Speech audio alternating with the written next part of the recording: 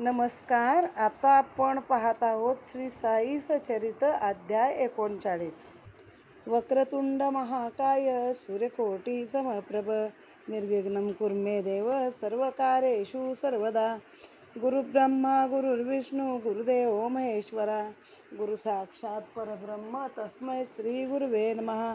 ब्रह्मानंदं परमसुखदं केवलं ज्ञानमूर्तिं द्वन्द्वातीतं गगनसदृशं तत्त्वमस्यादिलक्ष्यम् एकं नित्यं विमलमचलं सर्वभिः साक्षिभूतं भावातीतं त्रिगुणरहितं सद्गुरु त्वं नमामि. गुरु वाचुनी मोक्ष कोणा मिळाला, मुन्नी गुरु पाहिजे साधकाला. गुरुचे घराणे असावे समर्थ, म्हणा नित्य जय जय रघुवीर समर्थ. श्री गणेशाय नमः. श्री सरस्वते नमः. श्री गुरुभ्यो नमः. श्री कुलदैवताय नमः. श्री सीतारामचंद्राभ्यां नमः. श्री सद्गुरु साईनाथाय नमः. धन्य धन्य शिर्डी स्थान, धन्य द्वारका माई सदन, जेथे श्री साई पुण्यवचन अनिर्वाण वावरले. धन्य धन्य शिर्डीचे जन, जया लागी इतक्या लांबून, जेणे कवण्याही निमित्ते येऊन ऋणी करुणी ठेविले. गाव शिर्डी आधी लहान, साई सहवासे झाला महान.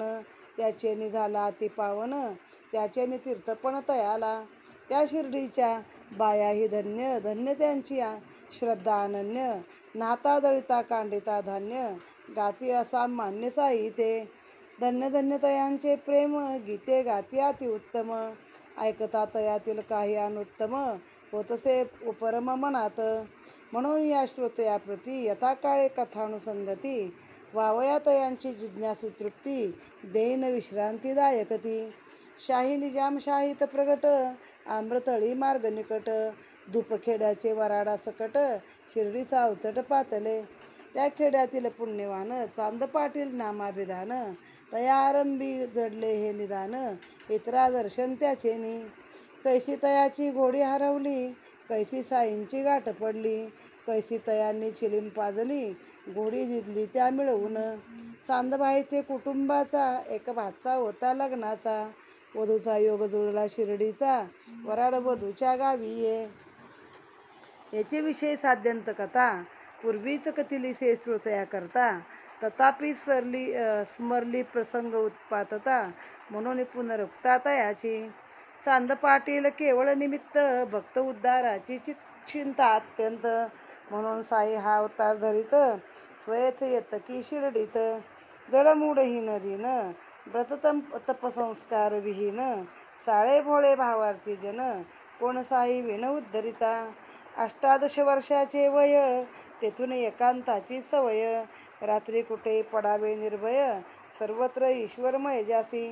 होता जेथे पूर्वी खड्डा, अवघ्या गावाचा जो किरडा. दिवसा फिरावे चौकडा, रात्री पवडावे ते स्थानी. ऐसे गेली वर्षे भवसाल, आला खड्ड्याचा उदय काळ. उठला सभोवती वाडा विशाळ, या दीनदयाळ साईचा. अंती त्याच खड्ड्याचा गाभारा, झाला विसावा साई शरीरा. तेथेच त्यांना अक्षय थारा, झाला उभारा समाधीचा. तोच प्रणतवत्सल साई समर्थ, दुस्तर भवान संतरणार्थ. ही निज चरित्र नौका यथार्थ, भक्तजन हितार्थ निर्मितसे. की ही भवनदी महादुस्तर, अंधपंगू हा भक्त परिवार. तया लागी कळवळा फार, पावेल पैल कैसेनी. सर्व आवश्यक भवतरण, तदर्थ व्हावे शुद्धांतकरण. चित्तशुद्धी मुख्य साधन, भगवत भजन त्यामुळं. श्रवणासारखी नाही भक्ती, श्रवणे सहज गुरुपदासक्ती. उपदे निर्मळ शुद्धमती, जेथून उत्पत्ती परमाई. या साईच्या अगणित कथा, गाता गाता होईल गाथा. तरीही संकलित वाणू जाता, नावरे विस्तृतता अनावर. जो जो श्रोते आणखी चाड, तो तो वाडे निवेदनी आवड. पुरवून घेऊ परस्पर कोड, साधुकी जोड निज हिताची. साईच येथील कर्णधार, दृढ अवधान हाची उतार. कथा श्रवणी श्रद्धा आदर, त्या पैलवार आवली अविलंबे. गताध्यायी निरूपण, झाले संक्षेपे हंडीचे वर्णन.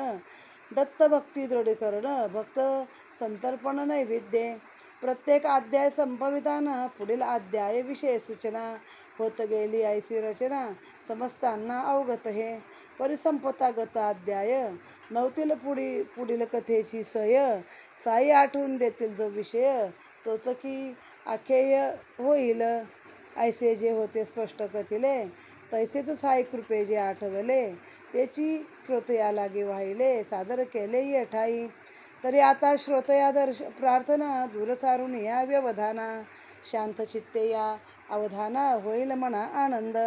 एकदा चांदोरकर सद्भक्त बैसून या मशिदीत आस्ताच चरण संवाहन करीत गीता ही गुणगुणत मुखाने. भगवद्गीता चतुर्थ अध्याय जिव्हेस लावून धरला व्यवसाय. हस्ते चेपित साईंचे पाय पहा नवल काय वर्तले. भूत भविष्य वर्तमान साई समर्था सर्व ज्ञान. नानासी गीतार्थ समजावून द्यावा हे मन जाहले. ज्ञानकर्म संन्यासन ब्रह्मार्पण योग ध्यायाचे पठन. नानाची ती अस्पष्ट गुणगुण केली की कारण प्रश्नास. सर्व कर्माखिल पार्थ होय ज्ञानी परिसमाप्त. संपता हा त्रयस्त्रिशत ते द्विधी प्रणिपात. चालला जो श्लोक 34वा तेथेच पाठास आला 20वा. बाबांच्या चित्ती प्रश्न पुसावा निजबोध ठसावा नानास.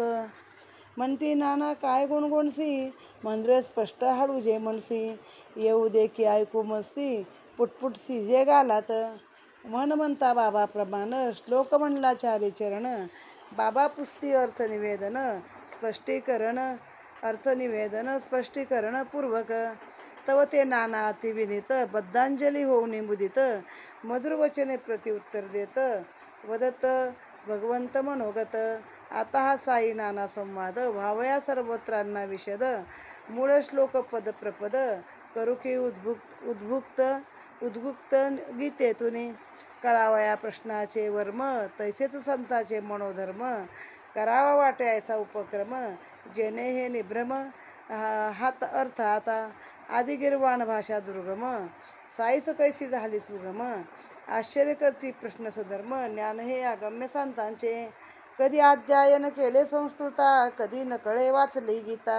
का तो गीता ब्रह्मज्ञाता तसा हो करता प्रश्नाते. का तो गीतार्थ रजत ज्ञाता.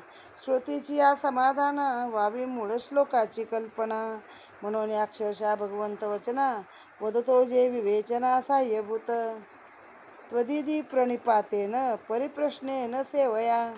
उपदेक्षन्ति ते ज्ञान ज्ञानी नस्तत्वदर्शिना. हा जो गीतेचा मूळ श्लोक भाषानुसार अर्थ देक. टीकाकारही झाले अनेक ते एक वाक्यात्मक समजत. नानाही मोठे बहुश्रुत गीता भाष्य पारंगत. कथू लागती पद पदार्थ तदविदित श्लोकार्थ. रसपुरीत मधुरवाणी नानास विनय नम्रपणी. अन्वयार्थ आणून ध्यानी अर्थ निवेदनी सादर. म्हणती गुरुपदी प्रणिपात गुरुसेवेसी विकी जो जीवित. प्रश्नाधिकी आदरवंत ज्ञानी त्या ज्ञानार्थ उपदेशी. सारांश कृष्ण कृपामूर्ती अर्जुना जे प्रेमे वदती. गुरुसेवा गुरुप्रणती ज्ञान संवित्तीदायक ही. अर्जुना येणे मार्गे जाता तत्वदर्शी ज्ञानी तुझ करता. दावीतील ज्ञानाचा रस्ता बाबा या अर्थी मी जाणे. शांकर भाष्य आनंदगिरी शंकरानंदी व्याख्या श्रीधरी. मधुसूदन नीलकंठाधारी उपदेशा परिही देवाची. प्रथम 2 चरणाचा अर्थ मान्य करीती साई समर्थ. परिउत्तर श्लोकार्ध मथित साई जे कथित ते परिसा. इतरही भक्त चकोरगण साई मुखचंद्र अनुलक्षून. करावया अमृतकण सेवन आपसृणी अस्थित.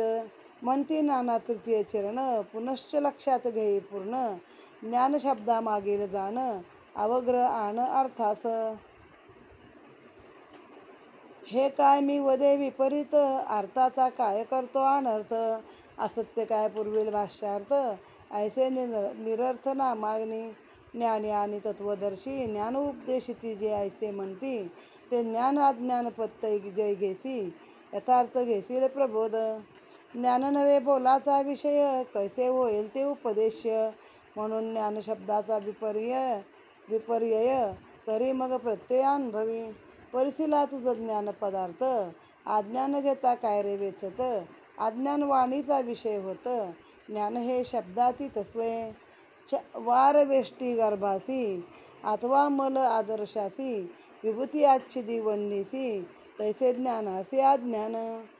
अज्ञानाने आवृत्त ज्ञान, केले त्या गीती भगवंते कथन. एतद अर्थ होता अज्ञान निरसन, स्वभावे ज्ञान प्रकाशे. ज्ञान हे तो स्वतः सिद्ध, शैवाला वृत्त तो यसे शुद्ध. ते शैवाल जो सारेल प्रबुद्ध, तो जल विशुद्ध करेल. जैसे चंद्र सूर्याचे ग्रहण, तो ते सर्वदा प्रकाशमान. राहू केतू आड येऊन, आमचे नयन अवरोधिती. चंद्र सूर्या नाही बाध, हा तो आमचे दृष्टी सावरोध. तैसे ज्ञान झाले निर्बांध, ज्ञान सिद्ध स्वस्थानी. डोळा करी अवलोकन, तयाची देखणी शक्ती ही ज्ञान. वरी पडळ वाढे ते अज्ञान, तयाचे निरसन आवश्यक. ते पडळ अथवा सारा, हस्तकौशल्ये दूर सारा. देखणी शक्ती प्रगट करा, अज्ञान तिमिरा झाडोनी. पहा हे सकल दृश्य जात, अनिर्वचनीय माया विभ्रुमित.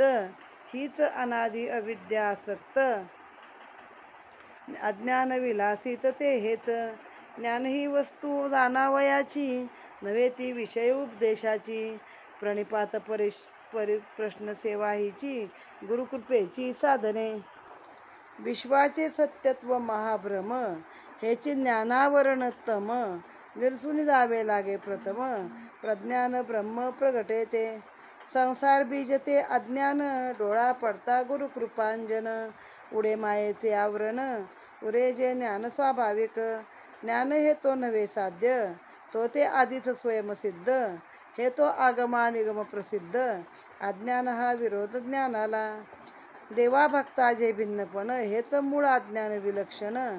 तया अज्ञानाचे निरसन, होतात पूर्ण ज्ञान उरे. दोरापोटी सर्पा जनन, ते शुद्ध स्वरूप ज्ञान. स्वोपदेशे निरसे अज्ञान, उरे ते ज्ञान दोराचे.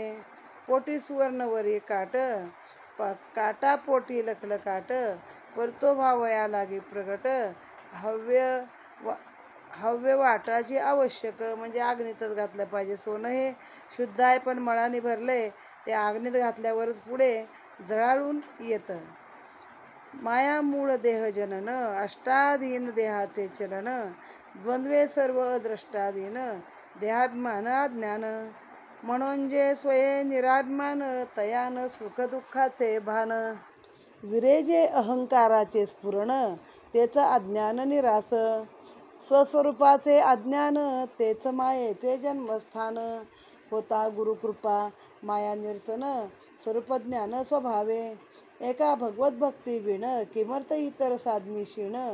ब्रह्मदेवही मायाधीन, भक्तीच सोडवंत आहे. हो का ब्रह्मसदन प्राप्ती, भक्ती वाचून नाही मुक्ती.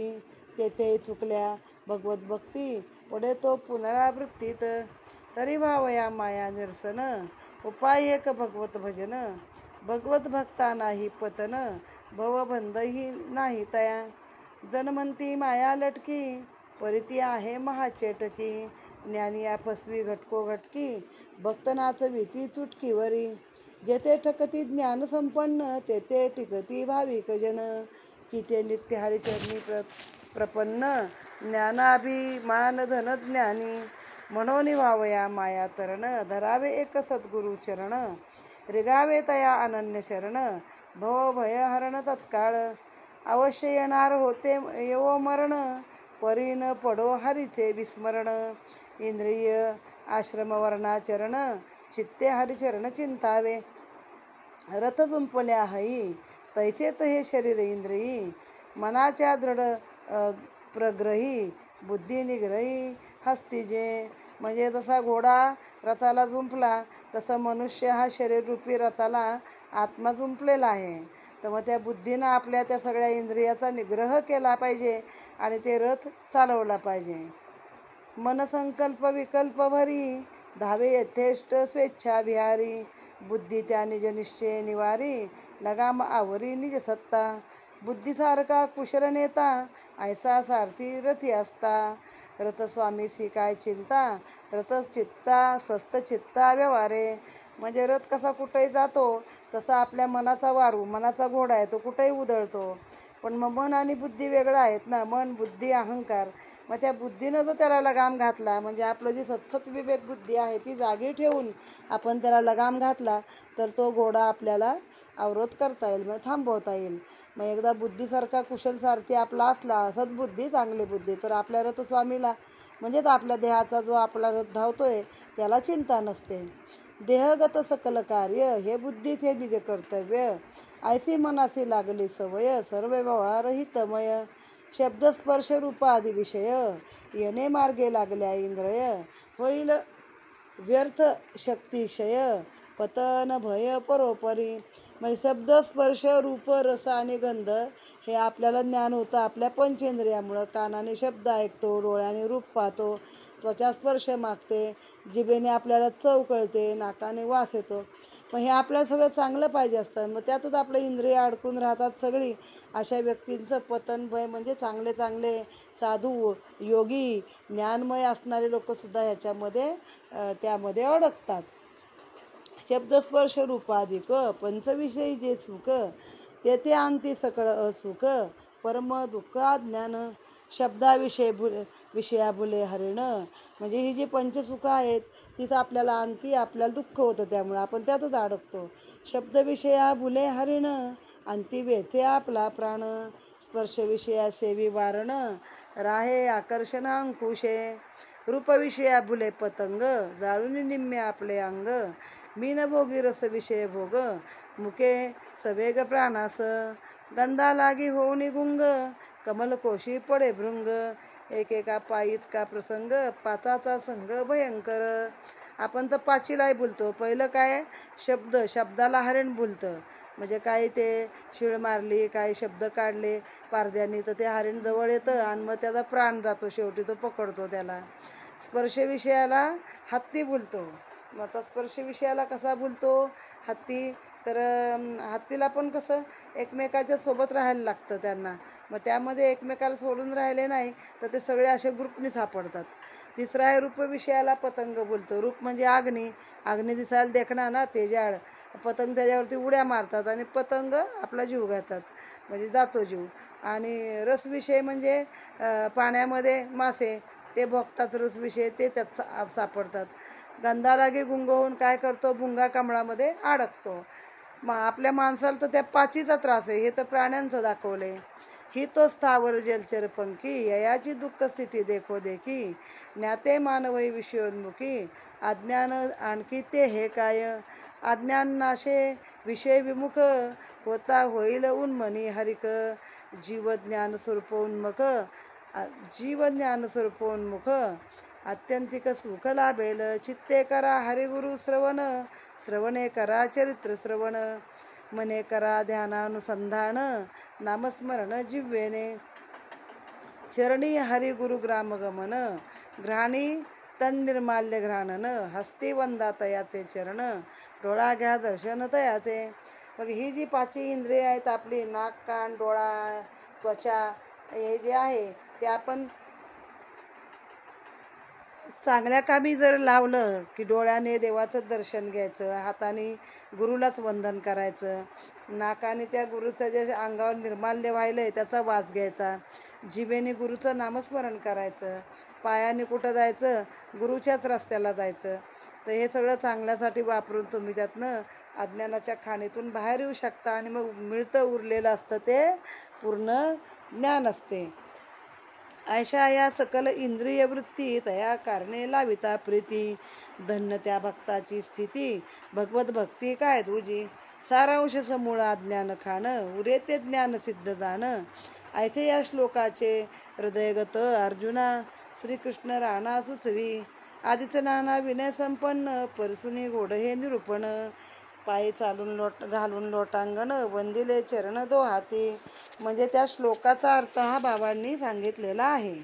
अध्यायाच्या सुरुवातीला गणपती, सरस्वती, श्री गुरु, कुलदैवत सीतारामचंद्र आणि सद्गुरू साईनाथ यांचं दर्शन नमन करून अध्यायाला सुरुवात केलेली आहे. मग ते सांगतात शिर्डी गाव आधी खूप लहान होतं, पण साईंमुळं ते महान झालं. आणि इथल्या स्त्रिया पण दळिता कांडिता तुझं गायीनं अनंता त्या पद्धतीने साईंचं नाव घेत होत्या. मग ते आले कसे ते झाले मागं चांदपाटलाच्या वराडासोबत साई आले. आणि तिथं पहिले कुठं बसले होते ते तर धूपखेडे नावाच्या गावाला होते. तिथं ते घोडा हरवला. तो चांदपाटलाने सांगितलं, साईंनी चिलीम ओढायला दिली. मग तो घोडा सापडला. मग ते घेऊन गेले सोबत, त्या वराडासोबत घेऊन आले. आणि मग आता इथं आल्यानंतर काय लगेच लोकांनी त्यांना महाराज केलं नव्हतं हो, हे सगळं नंतर झालं. तेव्हा लहानच होते, 8 वर्षाचे होते ते वराडासोबत आले तेव्हा. आणि मग ते हिन दिन मूड असे म्हणजे काय, बाबा कुठं राहायचे तर ते गावाचा उकरडा होता, एक मोठा खड्डा होता. तिथंच बाबा दिवसभर कुठेही फिरायचे आणि संध्याकाळचा मुक्काम बाबांनी आपला तिथं ठेवलेला होता.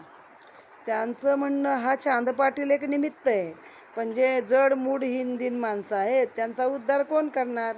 कधी अति शहाण्या ज्ञानी माणसापेक्षा जे फक्त भावभक्तीचे भोळे बाबडे असतात ना, त्यांचं उद्धारण परमेश्वर लवकर करतो. मग तो खड्डाच पुढं काय झाला, साईंचा गाभारा झाला आहे. आणि तिथं साईंची समाधी आहे, जिथं सगळ्या गावाचा खड्डा होता. त्या खड्ड्याचा एक वेळ भाग्योदय झाला आणि मग तिथे बाबांची समाधी झाली. मग एकदा काय झाले तर नानासाहेब चांदोरकर साईंचे पाय चेपत होते आणि पाय चेपता भगवद्गीतेतल्या 14व्या अध्यायाचा एक श्लोक गुणगुणत होते. भगवद्गीतेतल्या 4थ्या अध्यायातला एक श्लोक गुणगुणत होते आणि इकडं हातानं साईंचे पाय चेपत होते. मग काय, सर्व कर्माची परिसमाप्ती ज्ञानात होते असा त्याचा अर्थ आहे. सर्व कर्मखिलम पार्थम होय ज्ञानी परिसमाप्तम संपतः तरेस्त्रिशतम तद्विधी प्रणिपात चालला. म्हणजे ज्याच्या आरंभी त्वदिधी प्रणिपातेन असे आहे, त्या श्लोकाचे पठण सुरू झाले. पुढं मूळ श्लोक काय, सर्व कर्माखिलम पार्थम होय ज्ञानी परिसमाप्त. मग सगळ्या कर्माची परिसमाप्ती कुठं होते, ज्ञानामध्ये होते. मग बाबा म्हणले, काय हळूहळू बोलतोयस, मोठ्यांदा सांग म्हणजे मला पण ऐकू येईल, मला पण ऐकू दे. मग नानांनी सांगितला श्लोक. मग नानांना विचारलं त्याचा अर्थ की मग तुला काय हा अर्थ म्हणायचा आहे, तुला काय वाटतंय. एक तर आधी संस्कृत भाषा अवघड, मग बाबांना कशी माहिती झाली, बाबांनी कधी पाठ केली, का भगवद्गीता सांगणारेच बाबा आहेत, का त्यांना हे सगळं कसं माहिती, हा प्रश्न असलेल्या भक्तांनाही पडला आणि बाकीच्यांनाही पडला. आणि मग त्यांनी नम्रपणे जो अर्थ आपल्याला माहीत होता तो अर्थ त्यांनी सांगितला. नानांना जो अर्थ माहीत होता तो त्यांनी सांगितला की गुरुपदी प्रणिपात गुरुसेवी विकिजो जीवित. म्हणजे आपलं आयुष्य गुरुच्या सेवेसाठी घातलं ज्याने, विकिजो जीवित म्हणजे स्वतःचा जीव विकला तिथं. आणि प्रश्नादी की आदरवंत ज्ञानी त्या ज्ञानार्थ उपदेशती. मग आदराने असं काय हे विचारतं त्याला ज्ञानी ते आपला उपदेश सांगतायत. सारांश कृष्ण कृपामूर्ती अर्जुना जे प्रेमे वदती गुरुसेवा गुरुप्रणती ज्ञानसंवित्तीदायक. मग कृष्णानं काय सांगितलं, अर्जुना जे प्रेमानं म्हणतात गुरुची सेवा गुरुचा प्रणाम, तर त्यांना ते ज्ञान सगळं मिळतं आहे. मग बाबाने काय सांगितलं की बघ, मी यातनं दुसरा अर्थ तुला सांगतो आहे. हा अर्थ ते म्हणले शंकर भाष्य आनंदगिरी शंकरानंदी यांनी जी व्याख्या केली ती मी सांगत आहे. मग बाबा म्हणाले, बघ मी हा अर्थ काय तुला सांगतो त्याचा. मग बाबांचा वेगळाच अर्थ सांगितला की जेव्हा अज्ञान निरसन होतं तेव्हा आपोआप ज्ञान माहीत पडतं. म्हणजे ज्ञान ही उपदेशाची गोष्ट नाही आहे, तर ती अनुभवण्याची गोष्ट आहे. ज्ञान कोणी कुणाला सांगून मिळत नाही, तर जेव्हा स्वतः त्या ज्ञानाचा आपण अनुभव घेतो तेव्हा ते ज्ञान तुम्हाला कळतं. ज्ञान हा काही शब्दाचा बोलायचा विषय नाही आहे, तर तुमच्या डोळ्यावरचं आवरण तुम्ही स्वतःच बाजूला केल्याशिवाय, म्हणजे झाकलेल्या पापण्यात समजा ते आवरण आहे, तुम्ही स्वतः बाजूला केल्याशिवाय तुम्हाला समोरचं दिसणार आहे का, नाही दिसणार. दुसरी गोष्ट आहे की पाणी आहे, वर शेवाळ आहे पण खाली शुद्ध पाणी आहे, पण ते शेवाळं हातानं बाजूला केल्यानंतरच तुम्हाला शुद्ध पाणी मिळणार आहे त्यामधून. किंवा वारेनं गर्भ वेष्टला असतो पुरा, मलात भरलेलं असतं ते बाळ, पण ते बाजूला काढलं असतं. विभूती आच्छादवी वन्नीसी तैसेच ज्ञानासे अज्ञान. म्हणजे माती टाकली वर की अग्नी आत खाली किंवा राखेच्या खाली अग्नी दडलेला असतो, पण राखेवर फुंकर घातली की तो अग्नी प्रज्वलित होतो. तसं ते ज्ञान आहे. किंवा आपण ग्रहण म्हणतो, आता ते ग्रहण म्हणजे काय आहे हो? सूर्यचंद्र खरंच डागाळतात का, काळे होतात का? नाही. ते तर आहे तसेच प्रकाशमान असतात, पण त्याच्या आड राहू केतू येतात किंवा आत्ताच्या विज्ञानानुसार पृथ्वी आणि सूर्याच्या मध्ये चंद्र येतो असं आहे. तेव्हा ते ग्रहण कसं लागतं, जी सावली पडते आणि लागतं. मग या ज्या गोष्टी आहेत त्या बाबांनी तेव्हा सांगितल्यात की राहूकेतू आड येतात म्हणून आपल्याला वाटतं ग्रहण लागलं, पण ते बाजूला झालं तर सूर्य तसेच चमकत असतो, चंद्र तसाच तेजत असतो. ज्ञान हे साध्य करायची गोष्ट नाही, तर ते ज्ञान हे स्वयंसिद्ध आहे. आता समजा आपण दोरीला साप मानतो लांबून, तर ते आपलं अज्ञान आहे. पण मग जेव्हा कळतं ही दोरी आहे, दोरापोटी साप जन्माला आलाय आपल्या डोक्यातून, तेव्हा ते शुद्ध स्वरूपाचं ज्ञान तुम्हाला मिळालेलं आहे. आधीचं नाना विनय संपन्न, परिसुनी गोड हे निरूपण, पाय घालून लोटांगण, वंदिले चरण दो हाती. मग ते श्रद्धानिष्ठ प्रार्थना, करती दवडा ममा ज्ञाना, दंडा माझी दुराभिमाना, यथार्थ शासना करोणी. सात्विकतेची हौस वरी वरी, विकल्प अखंड दाटे अंतरी, अपमान सायना क्षणभरी, अज्ञान ते तरी काय दुजे. पोटी प्रतिष्ठेची उजरी, ध्यानार्वी भाव दावी भरी, कामक्रोध धुमसे भीतरी, अज्ञान ते तरी काय दुजे. आतून सकळ कर्मे नष्ट, बाहेर मिरवू ब्रह्मनिष्ठ, आचारहीन विचार भ्रष्ट, अज्ञान स्पष्ट काय दुजे. बाबा आपण कृपा व घन, करोनी या कृपा जलसिंचन, करा हा अज्ञान दावा नलशमन, होईन मी धन्य तितकेनी. नलगे मज ज्ञानाची गोटी, निरसा माझी या ज्ञानकोटी, ठेवा मजवरी कृपादृष्टी, सुख संतुष्टी तेची मज. नलगे मज ज्ञानाची गोटी, निरसा माझी या ज्ञानकोटी, ठेवा मजवरी कृपादृष्टी, सुख संतुष्टी हेची ते. साईस प्रेम करुणा घन, नानास निमित्ता पुढे करून, तुम्हा आम्हा सर्वा लागून, गीतार्थ प्रवचन हे केले. गीता भगवंताचे वचन, म्हणून हे प्रत्यक्ष शास्त्र जाण, कालत्रयी याचे प्रमाण, कधी अवघडण होताने. परी अत्यंत विषयासक्त, अथवा जो खरा जीवन मुक्त, त्या दोघासही नलगे शास्त्रार्थ, मुमुक्षु प्रित्यर्थ या जन्मी. विषयापाशी दृढ आकळीला, कधी पावेन मी मुक्ततेला, ऐसी वदती या मुमुक्षुला, तारावयाला ही शाखे. पाहुणे आयशा निज भक्ताला, संतास जेव्हा येतो कळवळा, काढून काही निमित्ताला, उपदेश अवलीला प्रगटती. देवा अथवा गुरु पाहे, भक्ता आदीन सर्वस्वी आहे, भक्त कल्याण चिंता वाहे, साकडी साहे तयाची. आता एक तुझे लहान, करतो साईचे वृत्त कथन, कैसी एखाद्या कार्याची उठावण, करता नकळत पण दाविती. असं सानवा ते मोठे, खरे कारण कधी न फुटे, कार्य मात्र हळूहळू उठे, वाच्यता न कोठे केव्हाही. सहजगत्या एखादे काम, निघावे करावा उपक्रम, न मूळ कारण निर्देशन नाम, वरी वरी संभ्रम आणिक. बोलेल तो करेल काय, गरजेल तो बरसेल काय, या रूढ म्हणीचा प्रत्यय, विना व्यत्यय साई दे. बाबासारख्या अवतार मूर्ती, परोपकारार्थ जगी अवतरती, होता इच्छित कार्या समाप्ती, अंती अव्यक्ती समरसती. आम्हान ठावे मूळ कारण, कोठे आलो कोठे प्रयाण, किमर्थ आम्ही झालो निर्माण, काय की प्रयोजन जन्माचे. बरे स्वच्छंदे जन्मकंठला, पुढे मृत्यूचा समय आला, सकळ इंद्रिय गण विकळ झाला, तरीही न सुचला विचार. कलत्र पुत्र बंधू जननी, इष्टमित्रादी सकल स्वजनी, देहत्यागिता पाहू नयनी, तरीही न मनी सुविचार. कलत्र पुत्र बंधू जननी, इष्टमित्रादी सकल स्वजनी, देहत्यागिता पाहू नयनी, तरीही न सुचला सुविचार. तैसे नव्हते संतजन, ते तो अत्यंत सावधान, अंतकालाचे पूर्ण ज्ञान, ठावे निज निर्वाण तयाते. देह असे तो अतिप्रीती, भक्ता लागी देहे जिजती, देहवसानी ही देहवस्थिती, निजे भक्त हिती लाविती. देह ठेवावयाचे आधी, कोणी आपुली बांधती समाधी, की पुढे हा निज देहा विश्रांती, मिळावी निश्चिती ते स्थानी. तैसेच पहा बाबांनी केले, परी ते आधी कोणानं कळले, समाधी मंदिर बांधवून घेतले, अघटित केले तयानी. नागपूरस्थ मोठे धनिक बापूसाहेब बुट्टी नामक तयांच्या हस्ते बाबांचे स्मारक उभविले देख बाबांनी. बापूसाहेब परमभक्त साईचरणी नित्यानुरक्त आले निज परिवारासहित राहिले शिर्डीत सेवेस. धरुणी साईचरणी हेत नित्यानुवर्ती तेथेच वसत. पुढे तैसेच नित्यांकित राहावे शिर्डीत वाटले. घ्यावी एखादी जागा विकत उठवावी एक छोटी इमारत.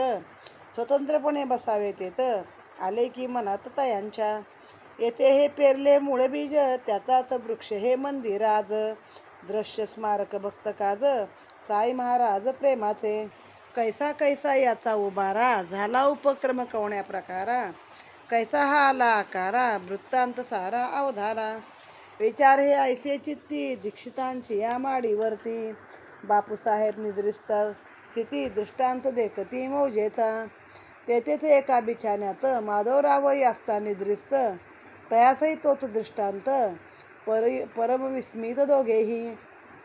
बापूसाहेब स्वप्न देखती बाबा तया ते आज्ञापिती. आपणही आपला वाडा निश्चिती देवळा समवेती बांधावा. होता क्षणीचा हा दृष्टांत बापूसाहेब झाले जागृत. आमूल स्वप्न आठवीत आसन स्थित निजस्य जे.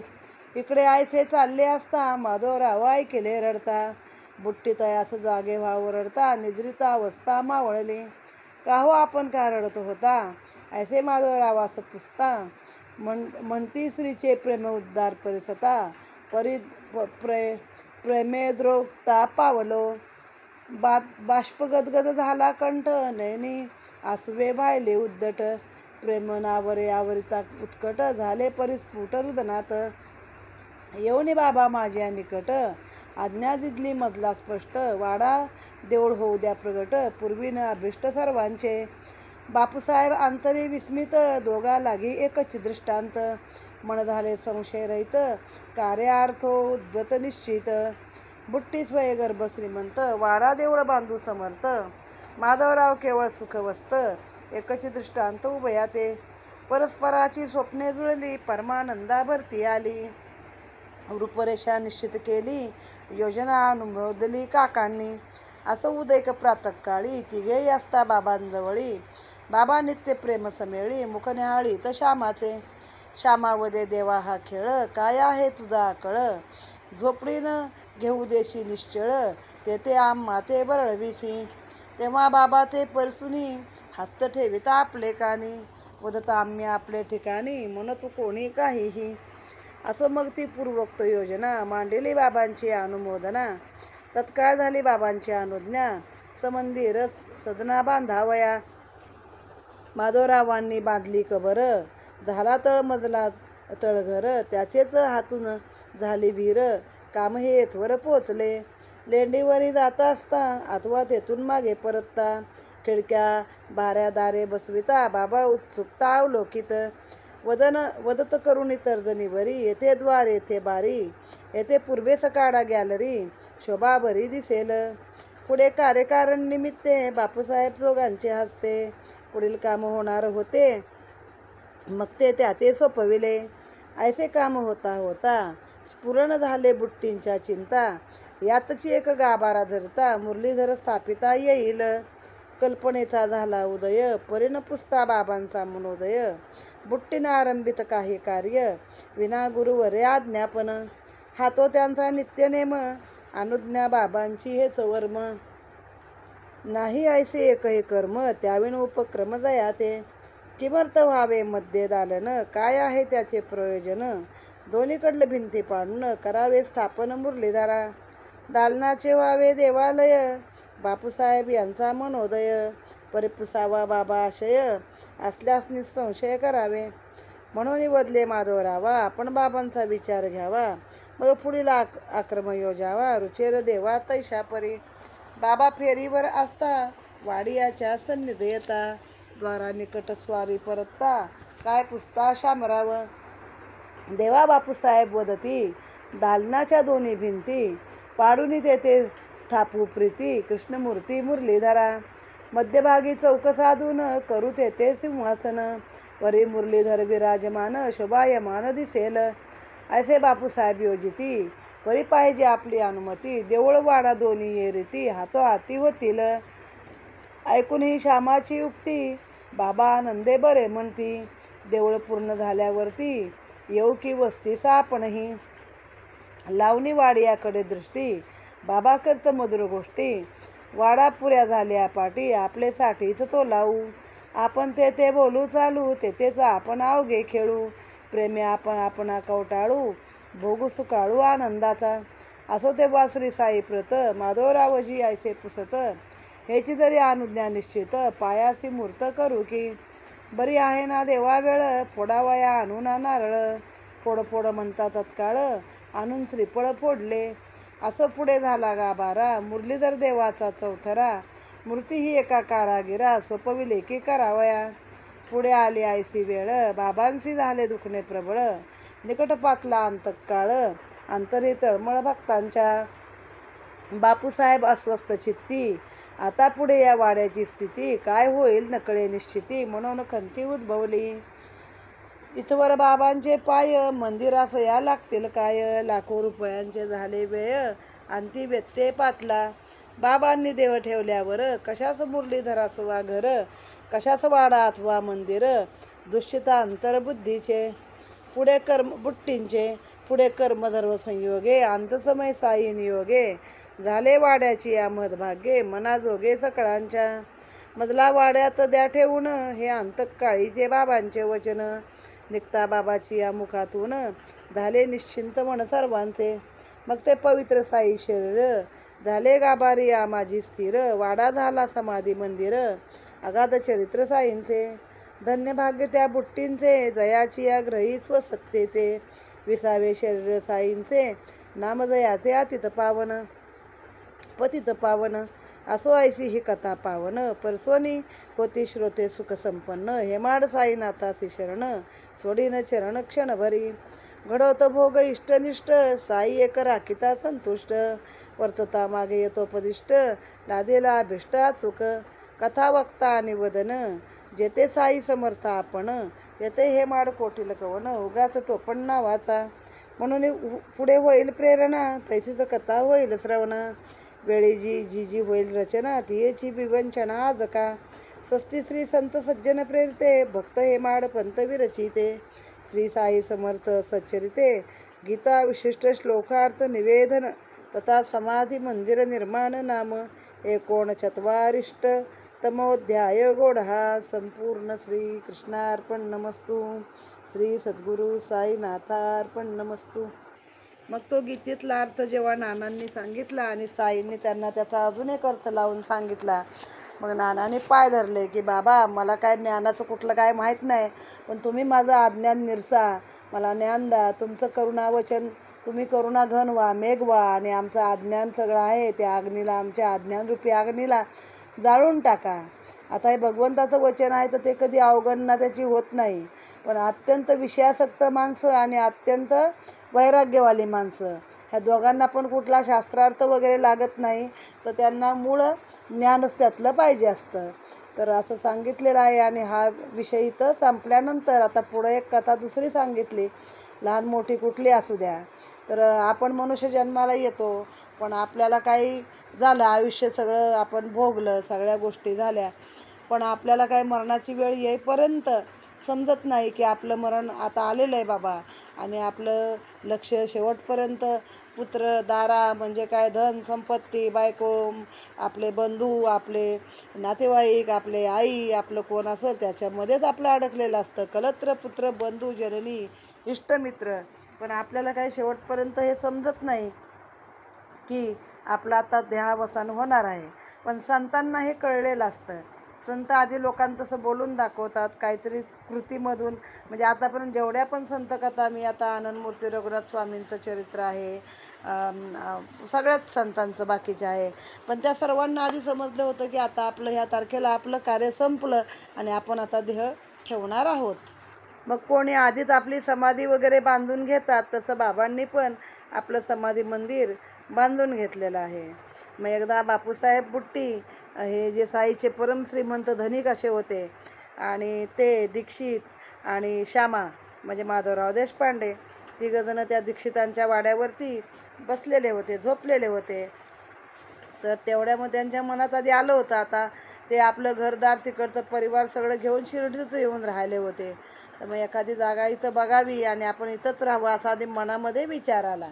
आणि मग दीक्षितांच्या वाड्यात जेव्हा ते झोपले होते तर त्यांना अचानक असं स्वप्नामध्ये दिसलं की बाबांनी येऊन सांगितलं की एखादं घर तुला बांधायचं आहे ना तर तुझा वाडा बांध आणि देऊळ पण बांध त्याच्याबरोबर ती. आणि तेच स्वप्न त्याच वेळी माधवरावांना पडलं. म्हणजे हे उठून बिछाण्यात बसले आणि तोपर्यंत माधवरावांच्या रडण्याचा असा थोडा आवाज आला.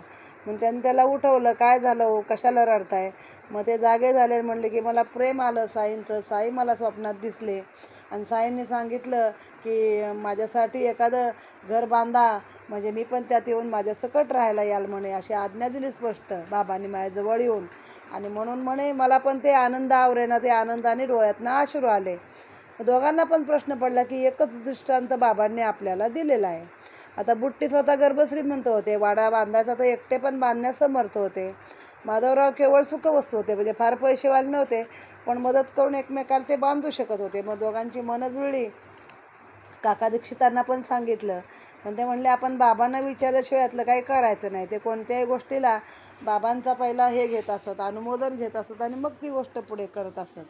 मग ते गेले बाबांच्या तिथं आणि ते सगळं सांगायला कोणतं हे श्याम आहे, श्यामराव देशपांडे, माधवराव देशपांडे, की बाबा म्हणे आमच्या अशा मनामध्ये आलं आहे. काय हो बाबा म्हणे, तुम्ही आम्हाला दोघांना पण काहीतरी सांगता आणि परत बाबांनी हात ठेवले कानावर. आधी मला नाही माहीत बाबा, मी काय सांगितलं नाही, मी आपला माझ्या जागी सुखात आहे, मला काय माहीत नाही. काय म्हणे बाबा, देवा खेळ करता तुम्ही, झोपून पण देत नाही माणसाला नीट, तिथे पण आम्हाला बरळायला लावता, आमच्याकडे येता. तर ते म्हणे बाबा मला नाही माहिती आहे, मी तर आपला माझ्याच ठिकाणी होतो, काय पण कोणी पण म्हणू दे. मग असं झाल्यावरती योजना बाबांच्या कानावर घातली. बाबांनी त्याला अनुमोदन दिलं की ठीक आहे बांधा. मग असं करून त्यांनी आधी तळघर बांधलं, मग त्याच्या तिथं विहीर काढली बाजूला. तिथपर्यंत काम पोचले. मग लेंडीवर जाता येता बाबा मोठ्या उत्सुकतेने ते बघायचे आणि सांगायचे इथं खिडक्या बसवा, इथं दारं बसवा, इथं गॅलरी काढा, पूर्वेला अमकं काढा, असं बाबा मोठं त्यांना म्हणजे सजेशन्स देत होते, सगळ्या सूचना सांगत होते. मग पुढचं काम काय होतं ते त्या बापूसाहेब बुट्टींना असं मनामध्ये वाटलं की त्या बाजूच्या भिंती आहेत, वाडा बांधल्यात मधोमधी, तर तो गाभारा हे न करता तिथं आपण एक मुरलीधराची स्थापना करूया, म्हणजे एक गाभारा किंवा समाधीचा असं जागा धरूया, समाधी म्हणजे चौथरा बांधून. आणि मग बाबांना विचारलं, म्हणे बाबांना विचार त्याशिवाय नको करायला. मग परत बाबांना विचारलं की बाबा लेंडीला बाबा चालले होते, वाड्याच्या जवळ आले, मग ह्यांनी सांगितलं बाबा असं असं आमच्या मनामध्ये आलेलं आहे, तर आता काय करायचं? बाबा म्हणले हो चांगले चांगले कर ना. बापूसाहेब म्हणले देवा दालनाच्या दोन्ही भिंती काढून तिथं आपण कृष्णाची मूर्ती स्थापूया मुरलीधराची. हो हो म्हणले बाबा, चांगलं आहे चांगलं आहे करा. म्हणे तुमची इच्छा आहे का, लगेच नारळ फोडायचा का त्यासाठी? हो म्हणे फोडा फोडा. मग नारळ आणला, तो तिथं नारळ फोडला आणि मग बाबा म्हणू लागले वाडा पुरा झाला की आपल्यासाठीच तो लावू, आपण पण तिथं राहायला येऊ. आता एरवी बाबा भक्तांचं आपल्यावर बोलायचेच ना, तसंच यांना वाटलं. तेव्हा असं वाटलं नाही की बाबा स्वतःबद्दलच बोलतायत. आणि मग आपण तिथं खेळ करू, आपण प्रेमाने एकमेकाला आपल्याला कवटाळू, आपण आनंदाचा भोग बघू, असं बाबांनी सांगितलेलं. नारळ फोडला, मुरलीधराचा चौतरा बनला देवाचा, मूर्ती पण एका कारागिराला बनवायला दिली. आणि त्याच काळामध्ये बाबा प्रचंड आजारी पडले, इतके की बाबांचा अंतकाळ जवळ आला. मग बापूसाहेबांना या अंतरात तळमळ लागलेली की आता कशाला वाडा बांधायचा, कशाला इथं राहायचं, कशाला मुरलीधराचं मंदिर पाहिजे, जर बाबाच नाही राहणार आहेत तर आपलं काय इथं आहे, कशाला वाडा, नकोच आता काय मला, असं त्यांचं मन एकदम दुःखी झालं होतं. मग त्या अंतसमयी सायू नियोगे म्हणजे साईंनी आज्ञा केली की मला तुम्ही या वाड्यामध्ये ठेवून घ्या. आणि मग त्या सगळ्यांनी बाबांचा देह उचलला, वाड्यावरती आणला आणि समाधी मंदिराच्या जागीच बाबांचा देह ठेवला होता. आणि मग तिथंच त्यांनी आपला शेवटचा विसावा साईंनी तिथं घेतलेला आहे. आणि अशा रीतीनं साईंनी स्वतःचंच समाधीचं मंदिर आधीच भक्तांकडून करून घेतलं. आता हेमाड म्हणतात की काय हे सगळं साईंनीच मला आठवण करून दिली, लिहून दिलं. साई एक संतुष्ट आहे, माझ्या पाठी एक साई आहे, तर मला कुठल्या जगाची काय काळजी करण्याची गरज नाही आहे. आणि वक्ता कथा वदन सगळं साईच आपल्याला सांगतायत आणि आपण त्या कथा ऐकतो आहेत. अशा रीतीने इथे आता ही अध्याय 39 ही कथा संपलेली आहे. आता अध्याय उरले आहेत 14. श्रोते हो, 53 एकूण अध्याय आहेत. तर तुम्ही हळूहळू कथेची गोडी घ्या, कथेमध्ये दान द्या, तुमचं बघा, कथेमध्ये ध्यान द्या. खरंच आपल्याला साई भेटल्याचा आनंद वाटतो की नाही बघा. राजाधिराज सच्चिदानंद सद्गुरू साईनाथ महाराज की जय.